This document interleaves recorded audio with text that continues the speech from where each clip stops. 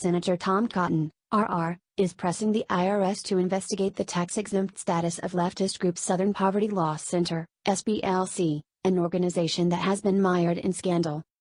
Cotton argues that a series of recent reports regarding the leftist group's patently political activities are troubling, and in a letter to the head of the IRS provided to Breitbart News exclusively ahead of its public release questions whether these actions warrant removal of the group's status as a nonprofit organization.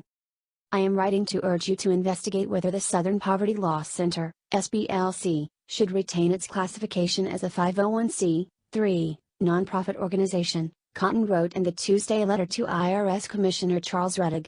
Recent news reports have confirmed the long-established fact that the SPLC regularly engages in defamation of its political opponents.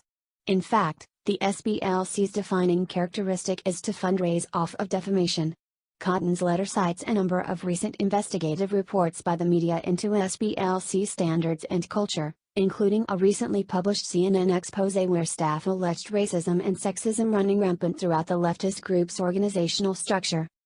Famous civil rights group suffers from systemic culture of racism and sexism, staffers say, was the headline in CNN's March 29 article by Nick Valencia and Pamela Kirkland. Some employees at the Southern Poverty Law Center say the legendary civil rights nonprofit group suffers from a systemic culture of racism and sexism within its workplace, Valencia and Kirkland wrote. The SPLC, which has been on the front line of the fight against racial inequality and injustice in the United States since 1971, has been thrust into chaos after allegations over its treatment of minority and female employees. The claims have been followed by changes in its leadership and a company-wide review.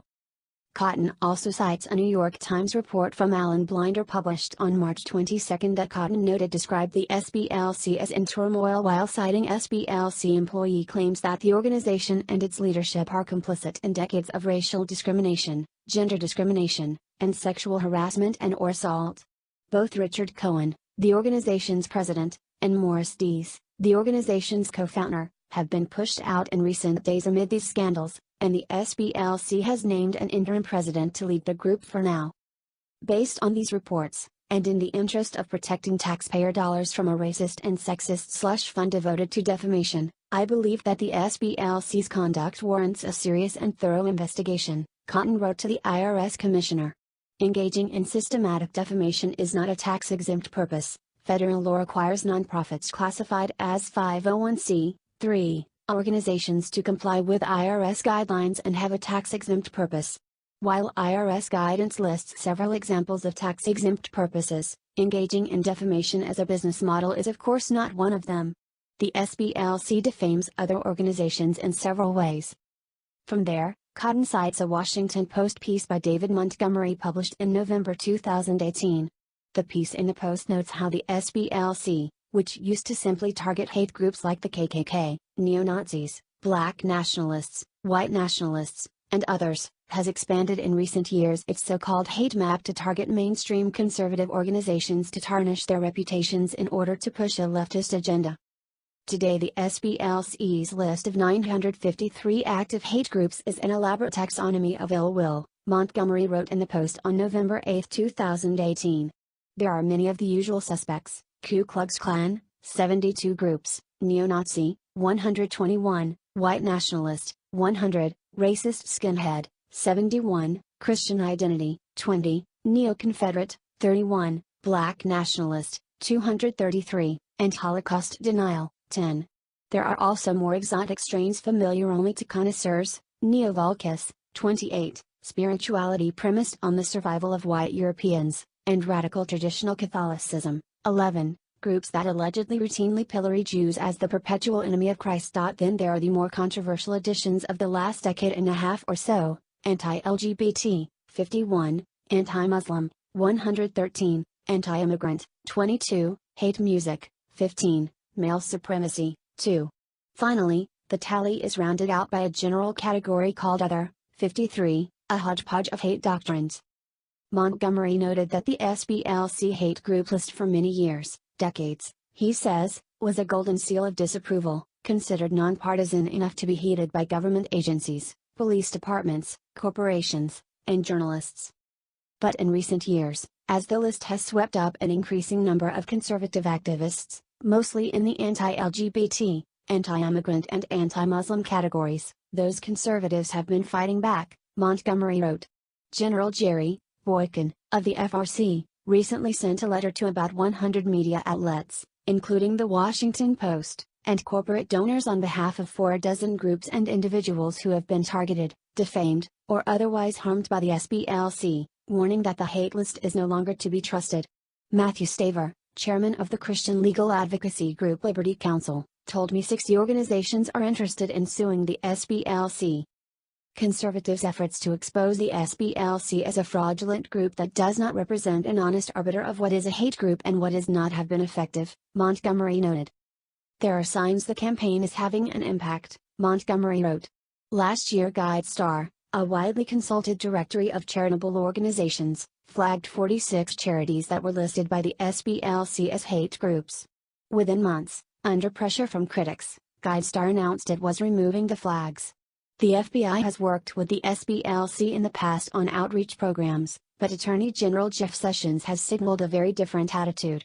At a meeting of the Alliance Defending Freedom in August, Sessions said, "You are not a hate group," and condemned the SPLC for using the label to bully and to intimidate groups like yours which fight for religious freedom.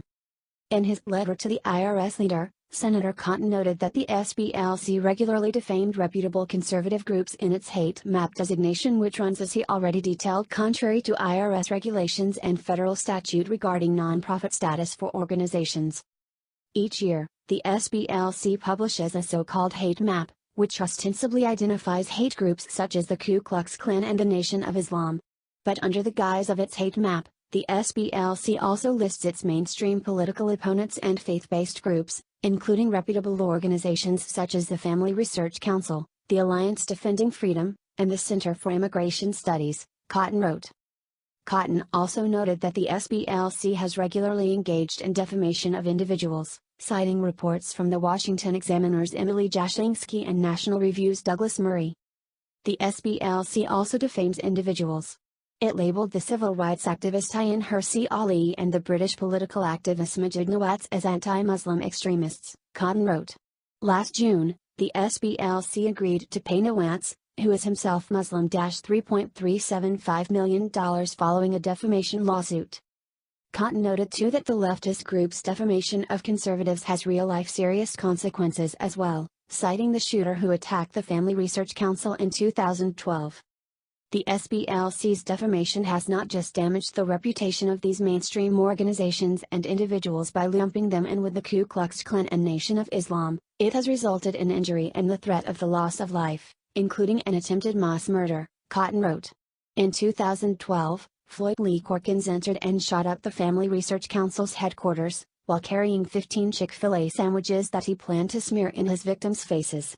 Corkins told investigators that he selected the Family Research Council because the SPLC labeled the organization as a hate group. Cotton cites a 2013 CNN report on Corkins' trial, where Corkins admitted he targeted the FRC, a leading mainstream conservative group, because of SPLC's false labeling of it as a hate group. Cotton then turns to how the organization has abused its tax-exempt status to enrich its leadership, including the now-removed leader Dees. To make these points, Cotton cites a New Yorker investigation into Dees and the SPLC published on March 21, as well as the SPLC's own financial documents, including the group's 990 form filed with the IRS and a report from the nonprofit Times. The SPLC operates as a tax-sheltered slush fund to enrich its leadership. In addition to failing to have a tax-exempt purpose, the SPLC's peculiar financial situation warrants your attention, Cotton wrote. Federal law prohibits tax-exempt organizations from inuring to the benefit of any private individual. Yet the SPLC has accrued more than $500 million in assets as of October 31, 2018. Reportedly and inexplicably, $121 million of these assets are parked in offshore accounts. In 2017 alone, these funds were used to pay the organization's founder and longtime leader, who was recently removed for unspecified inappropriate conduct, more than $400,000. This payment came despite reports that Morris Dees, in addition to allegedly engaging in sexual misconduct, had ratcheted down his involvement with the organization. This is more than 9 times the median household income for Montgomery, Alabama, where the SPLC is headquartered. Cotton concludes the letter by asking Rettig, the IRS commissioner, to take immediate action. Perhaps the SBLC was founded for noble purposes and decades ago performed some good work, but what is left of the SBLC is no longer operating in a manner consistent with IRS guidelines and applicable law, Cotton wrote.